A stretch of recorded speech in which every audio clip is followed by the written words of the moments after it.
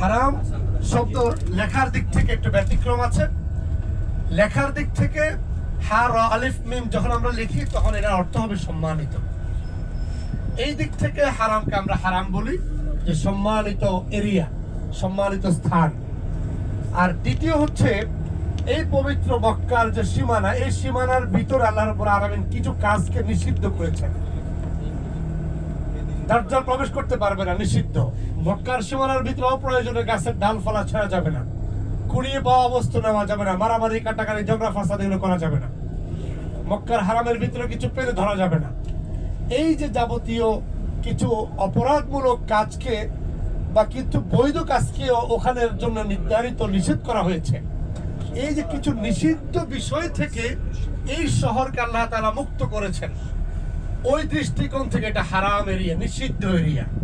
নিষিদ্ধ এরিয়া কোন সেন্সে? অপরাধমূলক কাজের দিক থেকে এটা নিষিদ্ধ এরিয়া। এই এরিয়াতে এগুলো করা যাবে না, সাবধান, হারাম। আবার ওই দিক থেকে সম্মানিত। সুতরাং আমরা কেউ হ্যারেম বলবো না। হ্যারেম হচ্ছে আগের যুগের রাজা বাচ্চাদের